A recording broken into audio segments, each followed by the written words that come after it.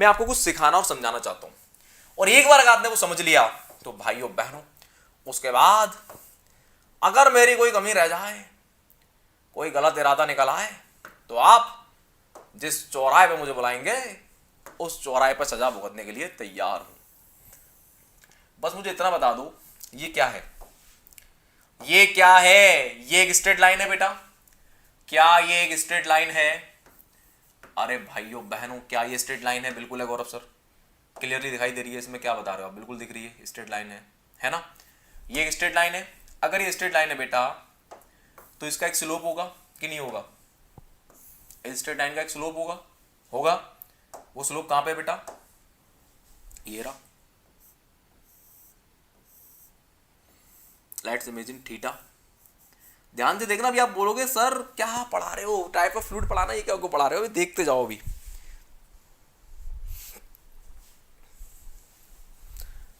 अभी बेटा एक बच्चे ने क्वेरी की है कि एंगल ऑफ कॉन्टैक्ट को कैसे डिफाइन करेंगे। 5 मिनट दो बेटा, अभी बताते हैं, टेंशन नहीं लेनी है बेटा, ठीक है? तो ये क्या बताया मैंने? थीटा बताया। अब मुझे बस इतना बता दो, ये अगर ये स्ट्रेट लाइन है तो इसका थीटा है कैसा है? ये वेरिएबल है या कांस्टेंट है? वेरिएबल है या कांस्टेंट है? दिखाई दे रहा है कैसा है? कांस्टेंट। यानी इस लाइन की जो स्लोप है वो कैसी है? कांस्टेंट है। अरे गौरव सर ये क्या बता रहे हो? ये तो बताया मैं, ये क्या बता रहे हो बेटा? पता है ना? अभी देखता हूँ कितना पता है, सुनते जाओ सभी। क्या ये कांस्टेंट है? यहाँ पे हम देख पा रहे हो कि एक स्ट्रेट लाइन है, उसकी स्लोप कांस्टेंट होती है, वी ऑल नो दिस। अब अगर मैं कर्व ले लूँ कोई, ठीक है, कर्व लूंगा बेटा मैं, कर्व। क्या लूंगा? कर्व। अब कर्वेचर दो तरीके का बन सकता है, ध्यान देंगे। एक कर्वेचर बन सकता है ऐसा, ओके। एक कर्वेचर बन सकता है ऐसा, ध्यान देना बेटा प्लीज, है ना? अब इन दोनों कर्वेचर की कुछ खासियत है। पता है क्या खासियत है? बताता हूं। जब भी कर्वेचर बनता है तो उसका स्लोप कभी भी कांस्टेंट नहीं होता। क्या होता है? वेरिएबल होता है। जैसे पिछले केस में मैं देख पा रहा हूं कि अगर मैं ए पॉइंट पर खड़ा हूं, ये ए पॉइंट है मान लो, फिर मैं इस डायरेक्शन में आगे चला, मैं पहुंचा बी पॉइंट पे, यहाँ पे मैं पहुंचा सी पॉइंट पे, यहाँ पे मैं पहुंचा डी पॉइंट पे, यहाँ पे। तो A point, B point, C point, D point, इन सारे पॉइंट्स पे थीटा क्या मिलेगा मुझे? सेम मिलेगा बेटा। मिलेगा कि नहीं मिलेगा?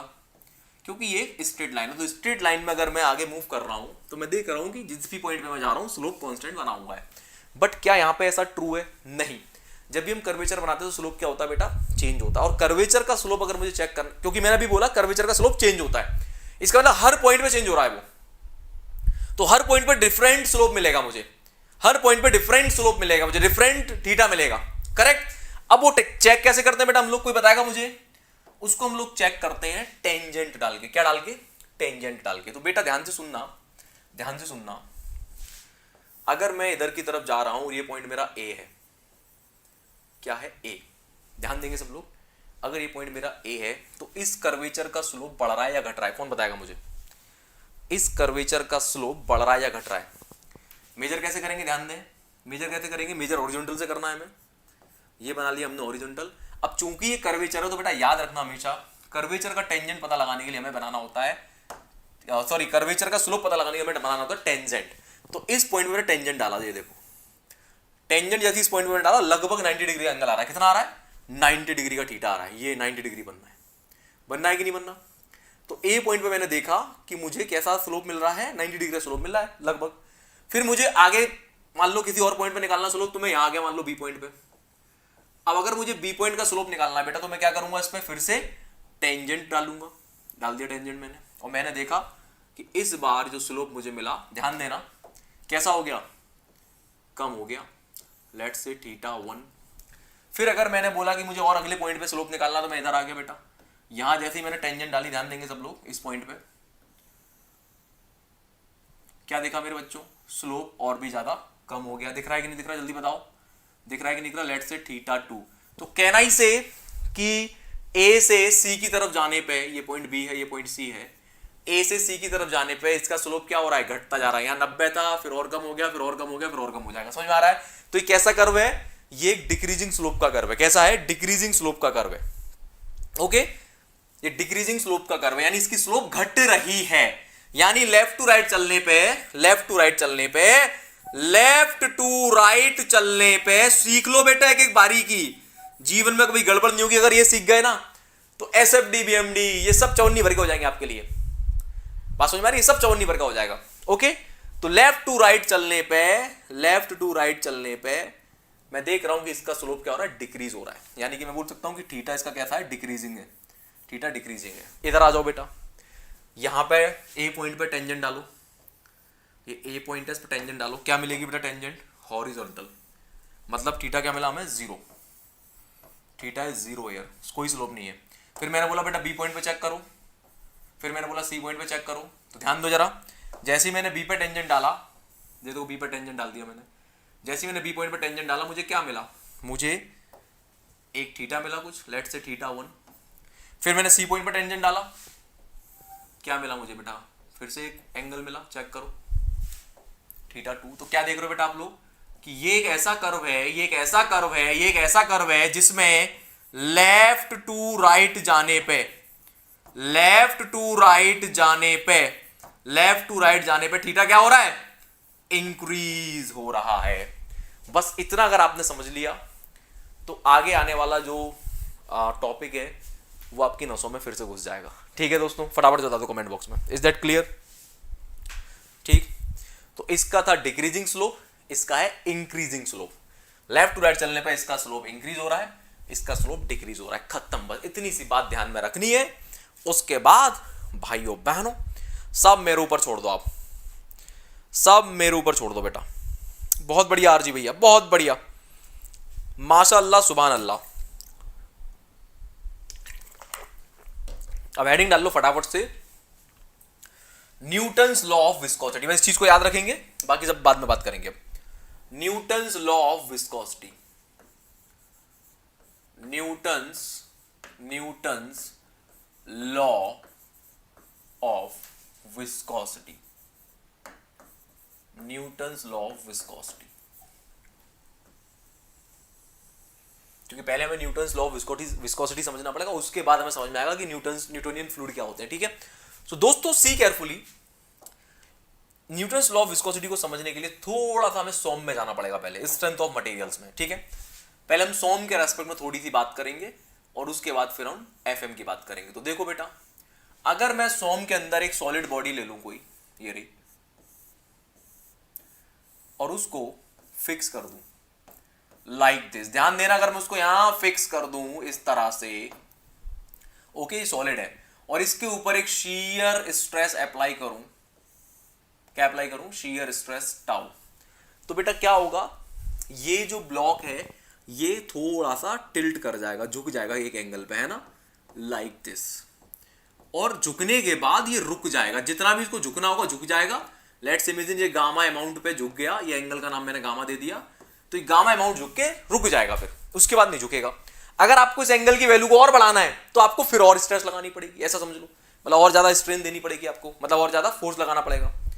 बात समझ में आ रही है? सॉलिड क्या करते हैं, सॉलिड पढ़ाया था मैंने जब कुछ दिन पहले यहीं पे, कि सॉलिड शियर स्ट्रेस का विरोध करते हैं, इनके अंदर रेजिस्टेंस होता है, इनके अंदर रेजिस्टेंस होता है, डिफॉर्मेशन के प्रति रेजिस्टेंस होता है। यानी कि जो शियर डिफॉर्मेशन है ये क्या है, ये इसको शियर डिफॉर्मेशन बोलते हैं। जो एंगल प्रोड्यूस हो रहा है ना, इसको शियर डिफॉर्मेशन बोलते हैं। दो तरह के डिफॉर्मेशन होते हैं, एक एंगुलर डिफॉर्मेशन और एक लीनियर डिफॉर्मेशन। तो कैसा डिफॉर्मेशन है, एंगुलर डिफॉर्मेशन। जब भी शियर आती है तो एंगल पे घुमाती है, बड़ा ध्यान रखना, ये सब सॉम में सीखेंगे डिटेल में। तो जब भी शियर लगती है तो एंगुलर डिफॉर्मेशन देती है, तो ये क्या है, एंगुलर डिफॉर्मेशन है। ओके, अब यहां पे इस गामा को हम लोग शियर स्ट्रेन बोलते हैं, राइट। तो आपने थोड़ा बहुत शायद पढ़ा होगा, मे बी, मैं ये मान के चलूंगा कि छोटी सी बेसिक सी आपको आती होगी, वो ये कि सॉम के अंदर ये जो चीज है इसको हम लोग हुक्स लॉ बोलते हैं। मतलब कि shear stress is directly proportional to shear strain, gamma is the shear strain. Okay, और फिर यहां से बेटा मैं ध्यान देंगे, प्रोपोर्शनलिटी साइन को हटाऊंगा तो यहां पे कांस्टेंट आता है, इसको हम लोग जी बोलते हैं, G is the modulus of rigidity, और यहां पे आ जाएगा गामा। तो this is how our Hooke's law is represented. इस तरह से हमारा हुक्स लॉ रिप्रेजेंट किया जाता है इन सॉम। ओके, तो सॉम के अंदर क्या होता है, सॉम के अंदर जो भी हम फोर्स लगाते हैं, बॉडी एक निश्चित अमाउंट पे डिफॉर्म करके रुक जाती है, ये वर्ड समझना होगा, रुक जाती है। ये नहीं कि वो होता रहेगा डिफॉर्मेशन, रुक जाएगी, एक निश्चित अमाउंट पे जाके रुक जाएगी। तो इसलिए हम बात करते हैं कि shear stress is directly proportional to shear strain, और ये कुछ और नहीं, हमारा हुक्स लॉ है बेटा, ये हमारा हुक्स लॉ है, ये कुछ और नहीं है बेटा, ये हुक्स लॉ है, सिंपल। ओके, यहां तक कोई आपत्ति? यहां तक कोई आपत्ति किसी को? Obtuse angle and acute angle क्या है? अबे हवाबाजी, क्या क्वेश्चन कर रहे हो मेरे बच्चा? ऐसा एंगल जो 90 डिग्री से कम है वो क्या है? एक्यूट एंगल है। ऐसा एंगल जो एग्जैक्टली 90 डिग्री है वो हमारा राइट एंगल है। और ऐसा एंगल जो 90 डिग्री से ज़्यादा है वो हमारा ऑब्ट्यूस एंगल है। खत्म, ये रहा। क्या दिक्कत है मेरे बच्चे इसमें? ठीक है, इसको θ1 बोल दो, इसको θ2 बोल दो। तो θ1 हमारा एक्यूट एंगल है और ये क्या बन जाएगा बेटा? Obtuse angle. क्या दिक्कत है इसमें? क्यों बेटा? और ये हमारा राइट एंगल है, इसको राइट एंगल बोलते हैं 90 डिग्री का जो होता है। कोई दिक्कत मेरे बच्चे? ऐसे ऐसे क्वेश्चंस कोई बात नहीं, ठीक है, कोई बात नहीं। लिख लो फटाफट से। चलो, अब पूछ लिया तो लिख लो। ये एक्यूट, ये राइट एंगल, ये ऑब्ट्यूस एंगल जो 90 डिग्री से बड़ा है। ठीक है, लिख लो, जल्दी से लिख लो। बहुत आसान था, अब समझा। कोई बात नहीं। 90 डिग्री का एंगल जो है वो राइट एंगल है। इससे कम वाले को एक्यूट बोलते हैं, इससे ज्यादा वाले को ऑब्ट्यूस बोलते हैं। ठीक है, चलो एनीवेज। तो बेटा यहाँ पे हमने क्या सीखा सॉम के अंदर? सॉम के अंदर ये सीखा हमने कि हमारी जो शियर स्ट्रेस है, डायरेक्टली प्रोड्यूस शियर स्ट्रेन है। अब आते हैं जरा फ्लूइड मैकेनिक्स पे। इधर आओ फटाफट से। और जो मैं पढ़ा रहा हूं ना बेटा, ये बहुत इंपॉर्टेंट है, क्योंकि ये डायरेक्टली पूछा जाता है इंटरव्यूज में। डायरेक्टली आपको पूछ लिया जाएगा कि भैया ये बताओ कि सॉम में और फ्लूइड मैकेनिक्स में डिफरेंस क्या है। तो उनको बोलना रुको जरा 2 मिनट, बताता हूं। पहले मैं सिखा दूं आपको, फिर आप बता देना उनको। तो दोस्तों मैंने इमेजिन कर लिया कि हमारे पास एक सॉलिड सरफेस है। फर्स्ट ऑफ ऑल नीचे ये रही,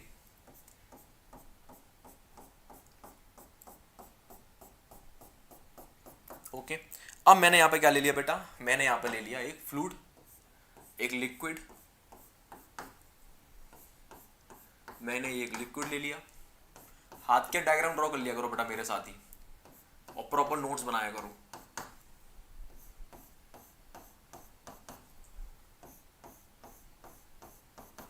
ठीक है, लेट्स इमेजिन इस तरह से मैंने एक फ्लूइड इमेजिन कर लिया और ये बन गई हमारी free liquid surface. Okay, liquid हमने एक इमेजिन कर लिया। अब दोस्तों ये एक लिक्विड है, इसको मुझे एक एलिमेंट मानना पड़ेगा इस तरह से। जैसे मैंने यहाँ पे एलिमेंट माना, तो यहाँ पे मैंने एक इमेजिनेशन कर लिया कि ये रेड वाला पार्ट मेरा फ्लूइड का एलिमेंट है। ये रेड वाला पार्ट मेरा फ्लूइड का एलिमेंट है। मतलब मैं इतने फ्लूइड पे एनालिसिस कर रहा हूँ। मतलब ये हमारा अजम्पशन है कि इतना फ्लूइड मेरे लिए क्या बन गया? इतना फ्लूइड मेरे लिए स्टडी का एरिया बन गया। इतने फ्लूइड की मुझे स्टडी करनी है फॉर एग्जांपल, क्योंकि फ्लूइड तो पूरा बहुत सारा है, तो मुझे एनालिसिस करना है। तो मुझे मैंने एक पार्ट मान लिया कि ये मेरा फ्लूइड एलिमेंट है। जिस तरह से ये हमारा क्या है भाई, अगर मैं बात करूं, मान लो ये रबड़ का टुकड़ा था, तो रबड़ तो बहुत बड़ी भी हो सकती है, बट मुझे स्टडी करनी है, मुझे सीखना है कि भाई स्ट्रेस कैसे एक्ट करी। तो मैंने एक टुकड़ा ले लिया यार, कि भैया रबड़ का टुकड़ा ये रहा। अब मैंने उस पर फोर्स लगाया तो एक निश्चित अमाउंट झुक के रुक गया। अब सिमिलरली फ्लूइड तो बहुत सारा होता है, तो मुझे उसको स्टडी करना, तो मैंने एक एलिमेंट मान लिया कि ये मेरा स्टडी एलिमेंट है, या इसको हम स्ट्रेस एलिमेंट भी बोलते हैं। ये सॉम में सीखेंगे। अब मैंने इस एलिमेंट पे बेटा ध्यान देना, ध्यान देना, ध्यान देना, ध्यान देना। इधर देखो जरा, लेट्स इमेजिन ये हमारा ए पॉइंट था। लेट्स इमेजिन ये हमारा ए पॉइंट था, इस वाले पाओ जरा लौट के, और ये हमारा बी पॉइंट था। तो जब हमने शेयर अप्लाई किया तो ये पॉइंट कहां पहुंच गया? ए डैश पे, और बी पॉइंट कहां पहुंच जाएगा बेटा? बी डैश पे, बस। और रुक जाएंगे ये, जितना डिफॉर्म, जितना ए डैश होगा यहां तक की डिस्टेंस, उतनी बी डैश होगी। ठीक है, अब इधर आ जाओ, सेम काम यहां करके देखते हैं। ये हो गया हमारा ए पॉइंट, ये हो गया हमारा बी पॉइंट। ओके, अंतर केवल इतना है कि यहां सॉलिड एलिमेंट था, यहां फ्लूइड का एलिमेंट है। हम इमेजिन कर रहे हैं कि ये फ्लूइड का एलिमेंट है। ओके, और हम पिछले कुछ दिन पहले सीख चुके हैं कि नीचे वाला जो फर्स्ट लेयर होगा वो चिपक जाएगा ड्यू टू द क्या बोलते हैं उसको हम लोग? No slip condition. ये वाला पार्ट चिपका रहेगा due to the no slip condition. ध्यान देंगे बेटा सब लोग प्लीज, नो स्लिप कंडीशन ये चिपका रहेगा। अब मैंने क्या किया बेटा, ध्यान दो, मैंने यहां पे एक शियर स्ट्रेस अप्लाई करी, टाउ। जैसे ही मैंने फ्लूइड की सरफेस पे शियर स्ट्रेस अप्लाई करी, इमेजिन को मैंने अपना हाथ रख के अप्लाई करी, हाथ रख दिया फिर अप्लाई करी, तो जैसे ही मैं शियर स्ट्रेस अप्लाई करूंगा पता क्या होगा? ये ऊपर वाली लेयर फ्लो करना चालू कर देगी, ऊपर वाली लेयर फ्लो करना चालू कर देगी। और कब तक करती रहेगी? कब तक करती रहेगी? क्या सीखा था हमने? Fluid is a substance that deform continuously under the action of shear, does not matter how small shear stresses are. जब तक वो एक्ट कर रही है तब तक वो डिफॉर्म करता जाएगा। यही सीखा था बेटा। तो जैसे ही मैं shear अप्लाई करूंगा व्हाट विल हैपन, जैसे मैं shear स्ट्रेस अप्लाई करूंगा व्हाट विल हैपन, ये ए पॉइंट जो अभी यहां पर है ये खिसक के यहां पे आ जाएगा, let's imagine small elemental time में, और ये बी पॉइंट खिसक के यहां आ जाएगा और कुछ इस तरह से डिफॉर्मेशन दिखाई देगा मुझे फ्लूइड के, इस फ्लूइड का। सेम हियर, बी पॉइंट को इधर मान लो आप थोड़ा सा, एक मिनट ऐसे मान लेते हैं चलो, और ये ऐसा दिखाई देगा। लेकिन मेरे बच्चों ये मैंने स्मॉल टाइम, लेट्स इमेजिन कोई, लेट्स से फ्रैक्शन सेकंड में इतना हो गया, लेकिन अगर मैंने स्ट्रेस को लगे छोड़ दिया उसके ऊपर, तो क्या फ्लूइड रुकेगा? नहीं रुकेगा, ये चलता चला जाएगा, चलता चला जाएगा, चलता चला जाएगा। मतलब ये कि किसी एक फ्रैक्शनल सेकंड में यहां पहुंचा, फिर अगले फ्रैक्शनल सेकंड में यहां पहुंच जाएगा, फिर अगले फ्रैक्शनल सेकंड में यहां पहुंच जाएगा। समझते जाना, यानी कि मेरा फ्लूइड ये क्या करता रहेगा? कंटिन्यूअसली डिफॉर्म करता जाएगा, कॉन्टिन्यूअसली डिफॉर्म करता जाएगा, कॉन्टिन्यूअसली डिफॉर्म करता जाएगा। इसी को हम क्या बोलते हैं? यानी ए पॉइंट जो पहले यहां था वो यहां पहुंचा, फिर यहां पहुंचा, फिर यहां पहुंचा, और जब तक ये पहुंचता रहेगा जब तक मैं shear स्ट्रेस को हटा नहीं लूंगा। This is the basic difference between the SOM and FM।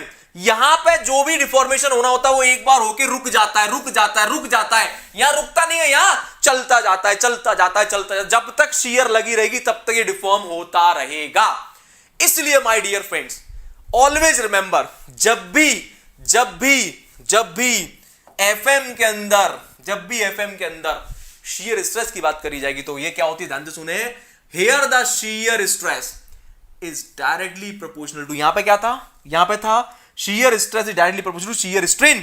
यहां पे आता है shear stress is directly proportional to rate of shear strain. Rate of shear strain. Always remember, जब बेटा कहीं पे फ्लो दिखे आपको, जब कहीं पे फ्लो दिखे कि कोई बॉडी फ्लो में है, वहां हमेशा याद रखना, डज नॉट मैटर कौन सा सब्जेक्ट है, अगर टाइम के साथ चीजें चलती जानी, समझ जाना, वह हमेशा रेट की बात होगी, हमेशा रेट की बात होगी। जैसे हीट ट्रांसफर में हीट फ्लो करती है। हीट ट्रांसफर जो सब्जेक्ट है आपका, उसमें हीट फ्लो करती है, और जब कोई चीज फ्लो करती है तो हमेशा रेट की बात होगी, ध्यान रखना। यहां फ्लो हो ही नहीं रहा है, यहां बॉडी झुक के रुक गई, स्टॉप हो गई, तो वहां कभी रेट की बात नहीं होगी, वहां अमाउंट की बात होगी, भैया कितना अमाउंट डिफॉर्म हुआ। यहां अमाउंट किस रेट से डिफॉर्म हो रहा है, यहां उस चीज के डिफॉर्मेशन का रेट क्या है? रेट मतलब समय के साथ वो किस रेट से डिफॉर्म कर रही है, उसको क्या बोलते हैं? किसी भी चीज का रेट। जैसे यहां पे किसका रेट? shear स्ट्रेन का रेट। क्या मेरी बात समझ में आ रही है? जल्दी बताओ, क्या मेरी बात समझ में आ रही है?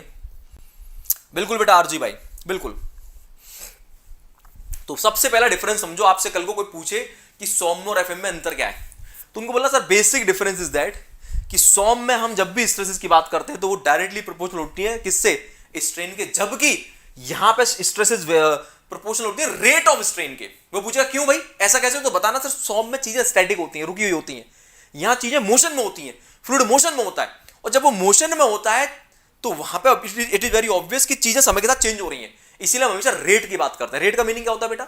कोई भी चीज समय के साथ होना, उसको रेट बोलते हैं। ठीक है बच्चों, आगे समझ में? एवरीवन इस चीज को प्लीज विशेष रूप से ध्यान रखेंगे। तो फाइनली आ जाओ बेटा, लौट के यहाँ पे। अब इसी चीज को मैं आगे वाले उसमें समझाने वाला हूँ पेज पे, तो सी केयरफुली। तो फाइनली हमने सीखा कि tau is directly proportional to rate of shear strain, और रेट ऑफ shear स्ट्रेन को बेटा हम लोग रिप्रेजेंट करते हैं du/dy से, du/dy से। इसको हम लोग वेलोसिटी ग्रेडियंट भी बोलते हैं। क्या बोलते हैं इसको हम? Velocity gradient. इसको आप वेलोसिटी ग्रेडियंट भी बोल सकते हो, वेलोसिटी ग्रेडियंट, या it is also equal to shear strain rate. shear strain rate क्या है ये? shear strain rate. आप सोच में पड़ोगे सर गौरव सर कैसे, हाउ? आप इस पार्ट को, वेलोसिटी ग्रेडियंट को shear स्ट्रेन रेट क्यों बोल रहे हो?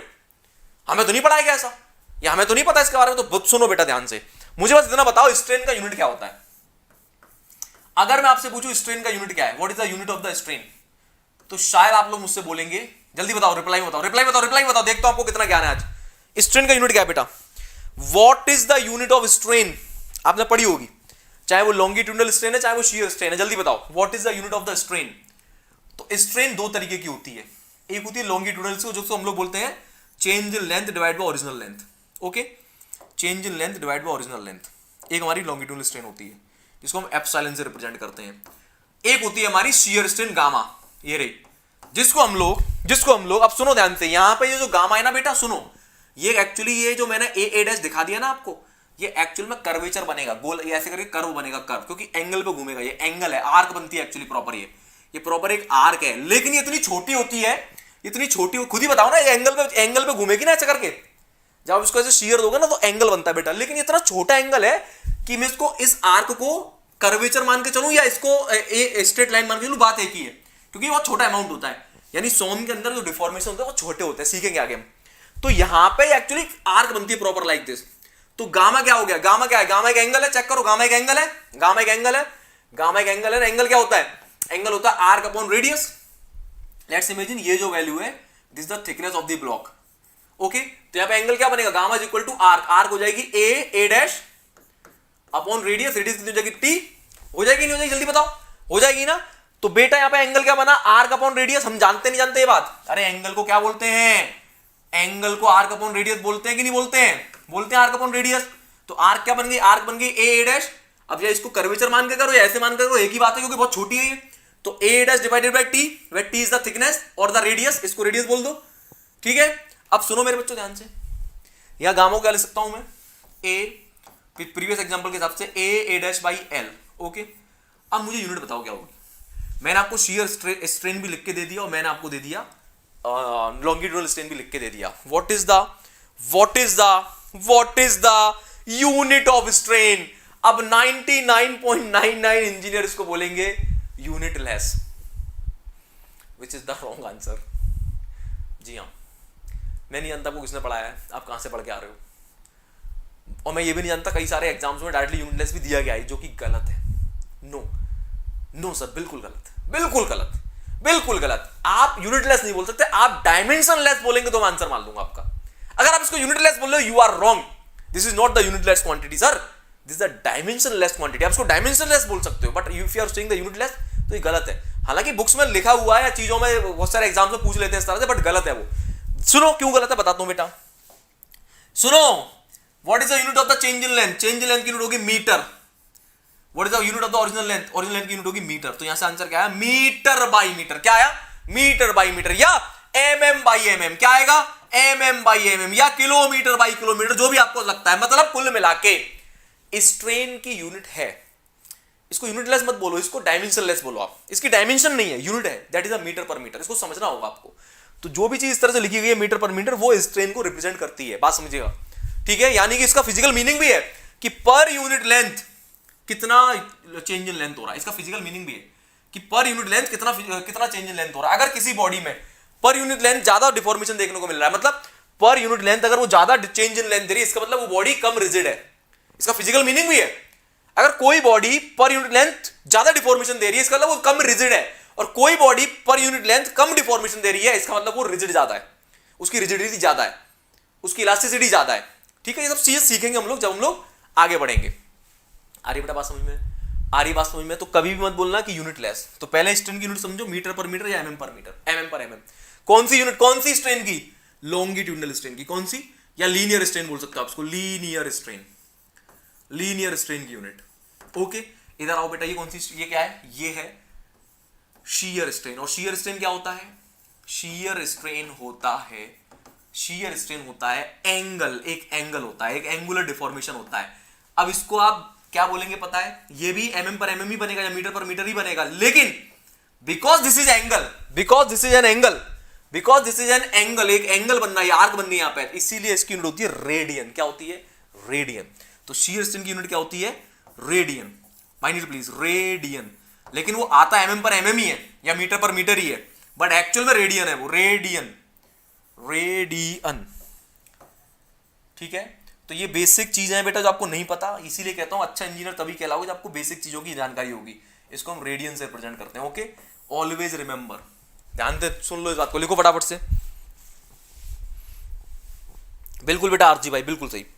डायमेंशन लेस होगा, यूनिट लेस बोलना गलत है। तो शियर स्ट्रेन की यूनिट होती है रेडियन, या इसी चीज को mm पर mm भी या मीटर पर मीटर भी बोल सकते हैं, एक ही बात है वो। लेकिन एक्चुअल में वो चूंकि एंगल है इसीलिए उसको रेडियन बोलेंगे तो ज्यादा अच्छा है, करेक्ट। लेकिन रेडियन भी क्या होता है, mm पर mm ही होता है। अगर मान लो मैं आपको एक वैल्यू दे दूं कि भैया ये एक सेंटर है और इस तरह से कोई एक एंगल बनना है, लेट्स इमेजिन ये कोई आर्क है, आर्क की वैल्यू जैसे मैं लेट्स से मैंने बोली 2 mm है, ओके 2 mm, और इधर रेडियस की वैल्यू मान लो 10 mm है, इमेजिन करो एक मिनट के लिए, और ये थीटा बता दो कितना है, तो आप मुझसे क्या बोलोगे गौर sir, theta is equal to arc upon radius, यानी कि 2/10, यूनिट का बनेगी mm पर mm, mm पर mm है, बट इसका एक्चुअल मीनिंग क्या है, रेडियन। अगर ये एंगल है तो उसका एक्चुअल मीनिंग रेडियन है। बात समझ में आ रही नहीं आ रही है, ये रेडियन को रिप्रेजेंट कर रहा है, क्योंकि यहां पे आप कोई ट्रिग्नोमेट्रिक फंक्शन नहीं ले रहे हो, डायरेक्टली एंगल निकाल रहे हो, तो ये रेडियन में कैलकुलेट किया जाएगा। किसमें कैलकुलेट किया जाएगा, रेडियन में। क्लियर है, जल्दी बताओ फटाफट से, एक एक बारीकी समझ लो भैया, तब जाके काम होगा। तो अब मुद्दा ये है गौरव सर, वापस आ जाओ फटाफट बेटा, कि सर आप वेलोसिटी ग्रेडियंट को शियर स्ट्रेन रेट कैसे बोल रहे हो। तो सबसे पहले मैं एक बार फटाफट से क्विक रिवीजन दे दूं आपको। एफएम के अंदर shear stress is directly proportional to rate of the shear strain. अब rate of the shear strain को हम लिखते हैं du by dy, इसको हम वेलोसिटी ग्रेडियंट भी बोलते हैं। अब क्वेश्चन ये आता है सर वेलोसिटी ग्रेडियंट को शियर स्ट्रेन रेट क्यों बोल रहे हो, तो बेटा इसको यहां से उठा लो जरा, du by dy, du by dy, du क्या है बेटा, ये वेलोसिटी का चेंज है, वेलोसिटी का चेंज है तो इसका मतलब ये वेलोसिटी की यूनिट देगा मीटर पर सेकंड, ये बन गया मीटर पर सेकंड, कोई दिक्कत, डिवाइड बाय ये क्या है, ये डिस्टेंस है, ये डिस्टेंस है, जो भी यहाँ पे लेयर्स होती है उसके बीच की डिस्टेंस होती है, बता दूं आपको मैं। इसको और अच्छे से आपको समझना तो ऐसे समझो कि हमने यहाँ पे एक प्लेट लिया हुआ है, वो प्लेट मैंने इस तरह से रख दिया है, ठीक, इस प्लेट को मैं u वेलोसिटी से आगे धकेल रहा हूँ, u वेलोसिटी से, u आगे की तरफ, u वेलोसिटी से। तो यहाँ पे a पॉइंट था, आप और हम जानते हैं, मैंने पढ़ा रखा ऑलरेडी। ये सॉलिड प्लेट है, तो इसके नीचे जो लिक्विड है वो उससे चिपक गया होगा, यानी पहली लेयर चिपक गई होगी, नहीं चिपक गई होगी, ये वाली लेयर फ्लूइड की पहली लेयर चिपक गई होगी, यही सीखा हम लोगों ने। अब नीचे वाली लेयर तो जीरो वेलोसिटी पे, ऊपर वाली लेयर मान लो u वेलोसिटी पे, तो अब ये वाली लेयर जो होगी इधर मतलब हमारी जो प्लेट है वो u वेलोसिटी से भाग रही है, तो ये वाली लेयर भी u वेलोसिटी से भाग रही होगी। बेटा ये सीखा था ना हम लोगों ने, जब भी सॉलिड फ्लूइड के कंटेंट में आएगा तो पहली लेयर चिपक जाएगी।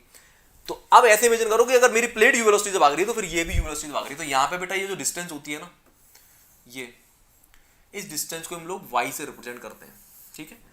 अब एलिमेंटल डिस्टेंस लेंगे, कोई छोटी डिस्टेंस लेंगे नहीं, बीच में एलिमेंट काट के, तो वो du कहलाएगी, सॉरी dy कहलाएगी।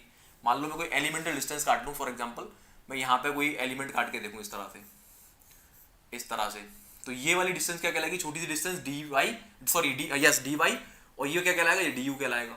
ये वाला यहाँ से लेके यहाँ तक की, भाई अगर मेरी ऊपर वाली वेलोसिटी u है तो ये वाली छोटी स्मॉल एलिमेंटल वेलोसिटी होगी ना, मतलब ऐसे करके दिखा देता हूँ, छोटा सा एलिमेंट बना के लाइक दिस, ये क्या बन गया, ये बन गया मेरा du और ये बन गया मेरा dy, ठीक है। तो ये du, ये dy, तो इतना मैथमेटिक्स में अभी जा नहीं रहा हूँ मैं, तो इतना समझ लो कि ये जो डिस्टेंस होती है इसको हम y बोलते हैं, मतलब हमारी फिक्स्ड सरफेस से लेयर की डिस्टेंस को y बोलते हैं। तो जब न्यूमेरिकल कराऊंगा तो बहुत क्लियरली समझ में आएगा। अब इतना समझो कि फिक्स्ड लेयर से हम डिस्टेंस मेजर करते हैं, वो हमारी परपेंडिकुलर डिस्टेंस मेजर करते हैं, वो क्या कहलाती है, वो y कहलाती है, और जो वेलोसिटी होगी इस डायरेक्शन में वो u है, दैट्स इट, ठीक है।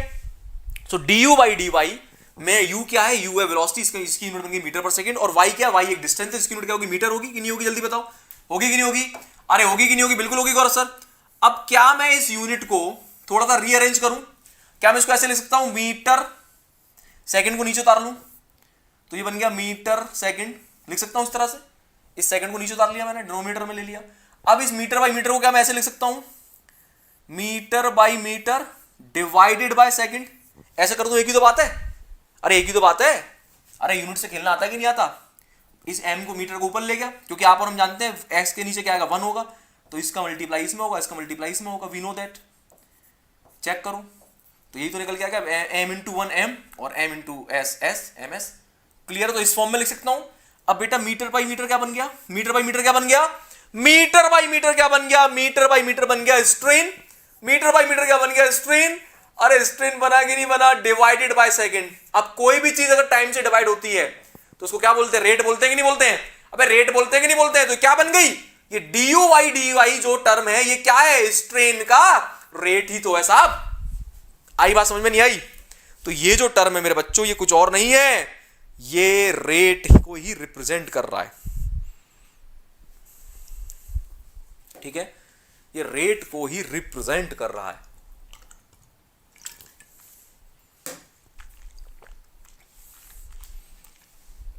बेटा एग्जैक्टली जीरो कभी नहीं होता, कौन है ये, कोएसिव फोर्स बहुत कम हो जाता है।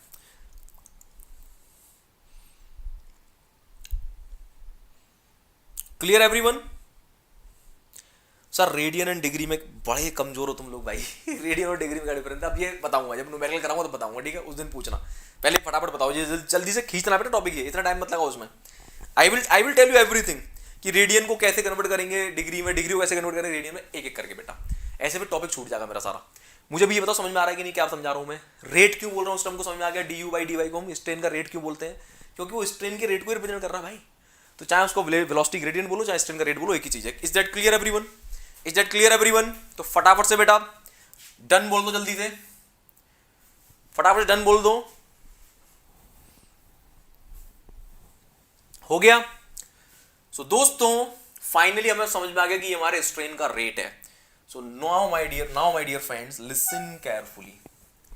तो अपने उसी लॉ को मैं दोबारा उठा के यहां लिखने जा रहा हूं कि shear stress is directly proportional to du by dy. Now my loving student, ये प्रोपोर्शनलिटी साइन को जब मैं उठाऊंगा तो एक कांस्टेंट आएगा, that constant is nothing but mu du by dy, और this is how our Newton law of viscosity is direct. ठीक है, तो ये कुछ और नहीं है, ये हमारे न्यूटन का विस्कोसिटी का लॉ है। जिस तरह से हमारे हुक्स ने लॉ दिया कि भैया shear stress is directly proportional to shear strain, कहां पे सॉम के अंदर, सॉलिड बॉडीज के अंदर, तो वहां पे क्या था? Shear stress is equal to G आता है जी इंटू गामा। तो वहां पे जब मैंने प्रोपोर्शनलिटी साइन डाके कांस्टेंट बनाया तो यहां पे क्या है? कांस्टेंट आया था जी। सेम हियर जब मैंने प्रोपोर्शनलिटी साइन को उठाया तो बेटा यहां पे आ गया constant mu, where mu is nothing but the absolute viscosity, जो हमने ऑलरेडी पढ़ी हुई है, डायनामिक विस्कोसिटी जिसको हम लोग बोलते हैं। ठीक है, where mu is the dynamic viscosity. छापो फटाफट। और यही है हमारा बेटा Newton law of viscosity, where mu is equal to dynamic और एब्सोल्यूट विस्कोसिटी,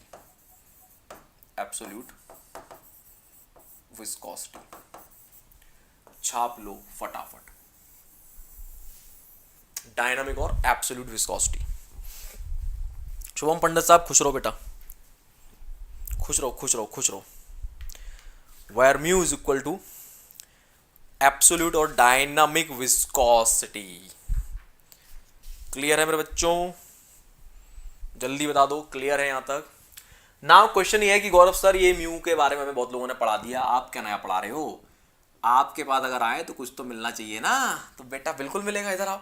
अब मुद्दा ये नहीं है कि सर ये म्यू डायनामिक विस्कोसिटी ये बता क्या रही है हमें, तो बेटा उस दिन बताया था म्यू डायनामिक विस्कोसिटी होती क्या है, ये रेजिस्टेंस टू फ्लो को बताती है। अब थोड़ा इसको और एडवांस वे में समझ लेते हैं, इधर देखो फटाफट से। दोस्तों अगर मैं इस इक्वेशन को एक डायग्राम पे प्लॉट करूं, ध्यान देना, एक डायग्राम पे प्लॉट करूं तो ये कुछ इस तरह की दिखाई देगी बेटा, सी केयरफुली। अगर मैं इसको किसी एक डायग्राम पे प्लॉट करूं तो ये इक्वेशन मुझे कुछ इस तरह से दिखाई देनी चाहिए, see carefully.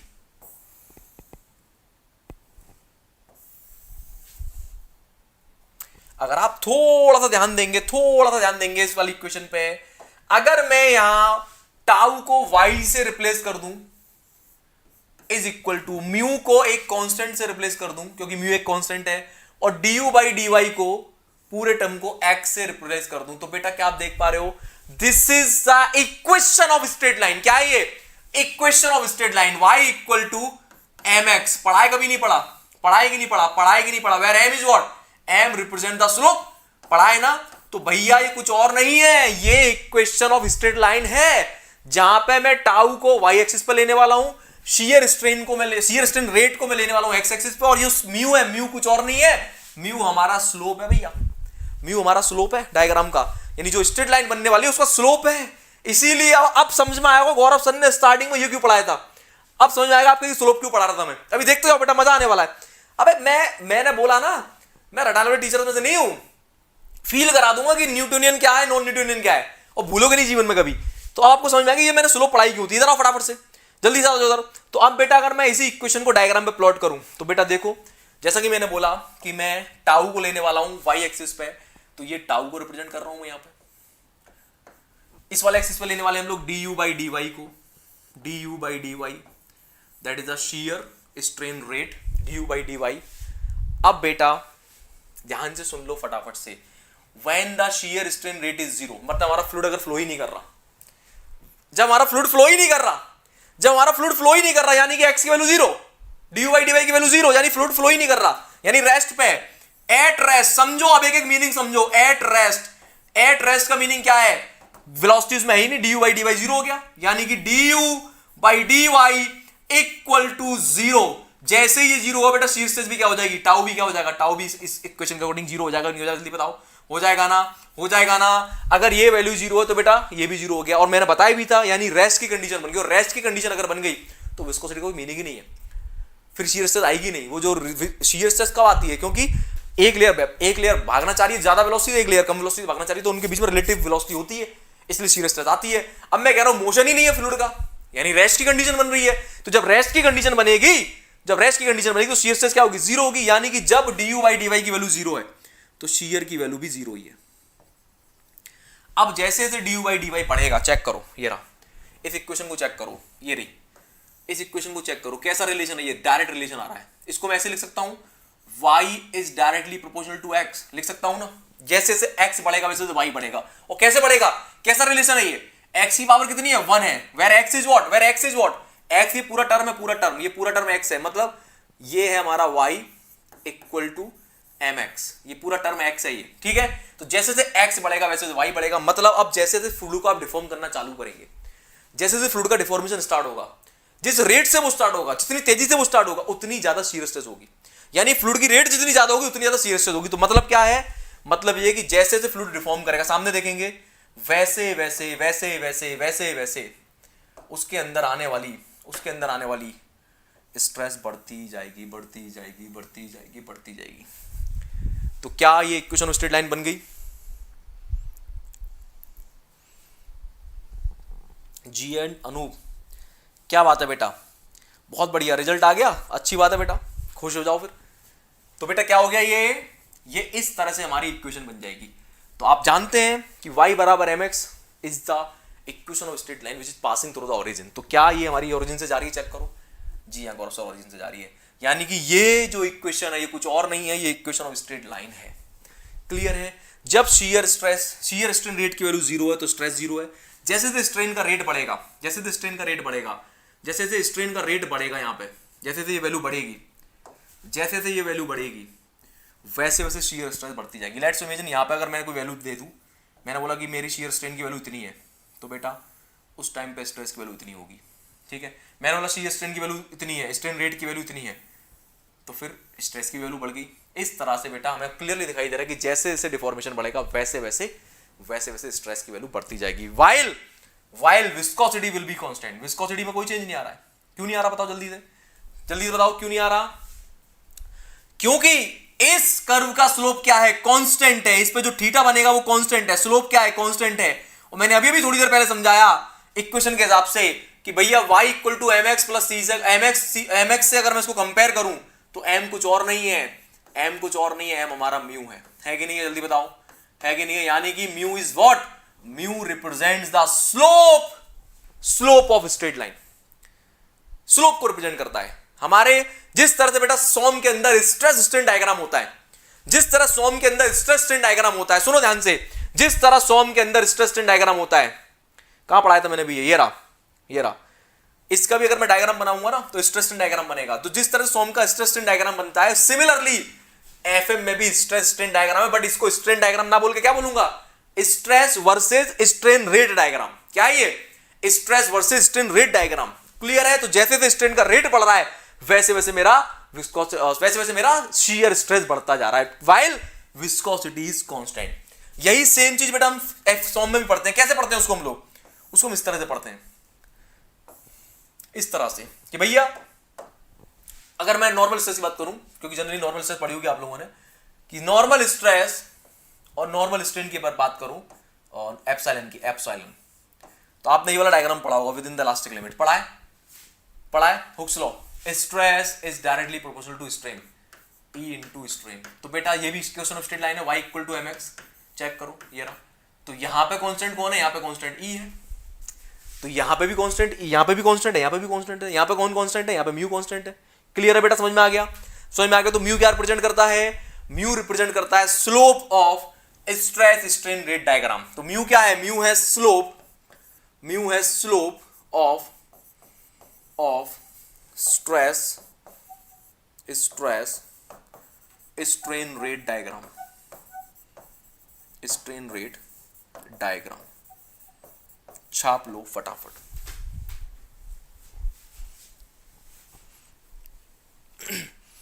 Clear everyone?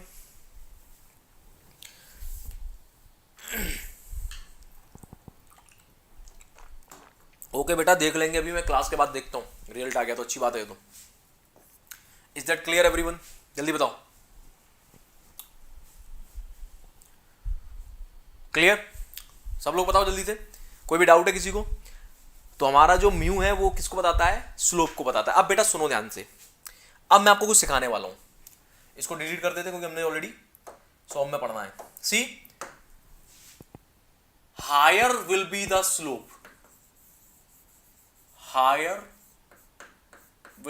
Slope, ऐसे लिखो, higher the slope, higher the slope higher the slope higher the slope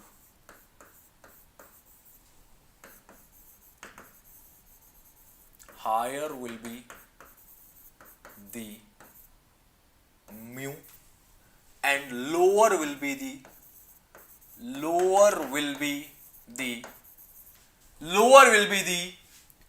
what? Deformation rate. What is the meaning? क्या कहना चाह रहे हो गौरव सर? ये क्या बोल दिया आपने? ये क्या लिख दिया गौरव सर आपने? सुनो ध्यान से जरा, सुनो, मजा आने वाला है, बहुत तगड़ा मजा आने वाला है। सुनो ध्यान से जरा। हायर द स्लोप, अगर स्लोप हायर है इसका मतलब म्यू हायर होगा, क्योंकि म्यू कौन है? म्यू तो स्लोप को रिप्रेजेंट कर रहा होगा। अगर म्यू हायर है तो lower will be the deformation rate,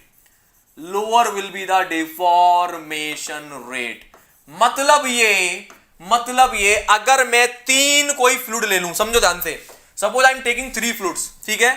for example I am taking 3 fluids. कितने फ्लूइड ले रहा हूं बेटा मैं? 3 फ्लूइड्स ले रहा हूं। ध्यान देंगे, एक की विस्कोसिटी μ1 है, दूसरे की विस्कोसिटी μ2 है, तीसरे की विस्कोसिटी μ3 है। कंडीशन ये है कि μ1 सबसे बड़ा है, μ2 उससे छोटा, μ3 सबसे छोटा है। तो बेटा समझो जरा क्या है, यानी 3 मैंने डिफरेंट फ्लूइड अगर ले लिए, 3 अगर मैंने डिफरेंट फ्लूइड्स ले लिए, और अगर मैं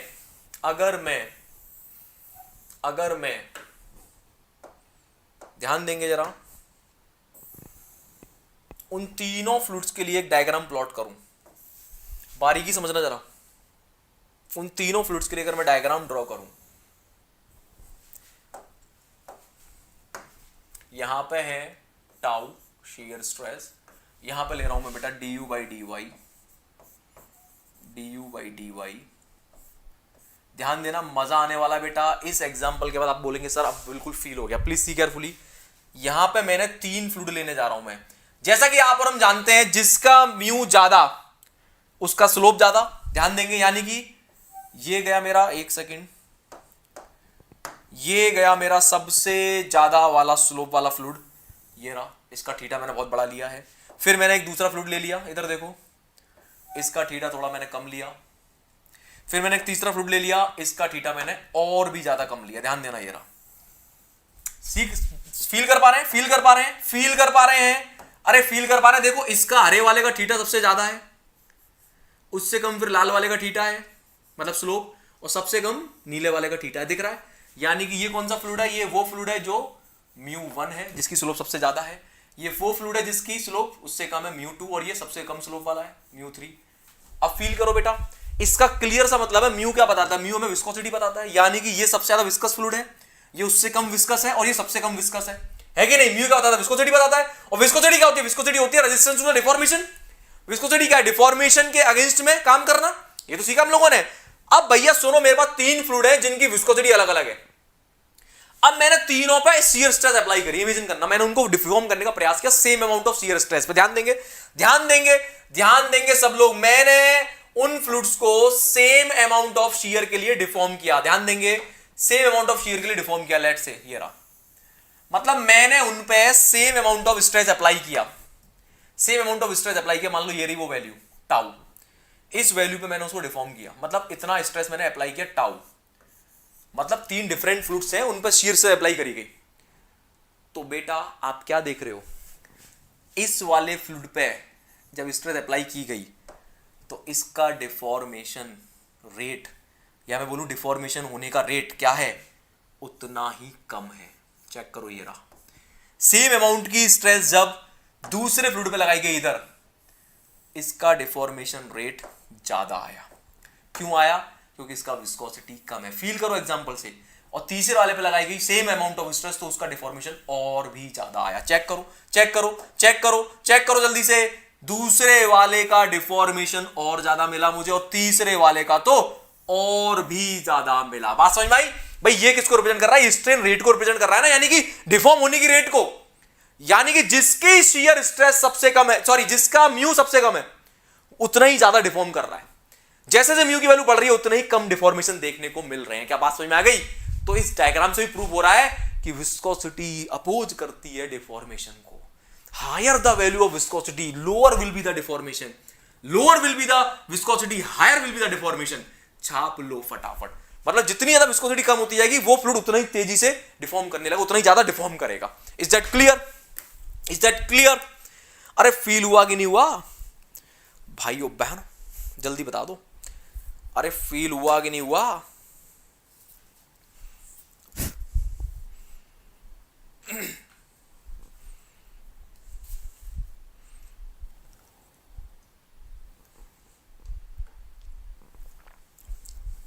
छाप लो फटाफट। तो इट इज वेरी ऑब्वियस, जिसका म्यू सबसे ज्यादा है उसका डिफॉर्मेशन du/dy ऑफ 1 उतना ही कम है। उससे ज्यादा डिफॉर्मेशन कौन करेगा? उससे कम वाला विस्कोसिटी वाला, यानी कि du/dy ऑफ फ्लूइड नंबर 2 उससे ज्यादा होगा। और सबसे ज्यादा डिफॉर्मेशन किसमें होगा? du/dy of fluid 3। क्लियर है मेरे बच्चों? क्लियर है? छाप लो फटाफट, छाप लो फटाफट। यानी ये वैल्यू हमारी du/dy 1 की है, ये वैल्यू हमारी du/dy 2 की है, ये वाली लंबी वाली वैल्यू du/dy 3 की है। फील हो रहा है? जीएस याद नहीं होती, कितना भी पढ़ लो समझ में नहीं आता, कैसे होगा बेटा? जीएस के लिए आपको ना कहानी की तरह उसको पढ़ना पड़ेगा, वरना वो कभी समझ में नहीं आएगी भाई। जीएस वाले को आपको कहानी की तरह पढ़ना पड़ेगा बेटा, है ना, तभी समझ में आएगी, वरना नहीं आएगी मेरे बच्चों।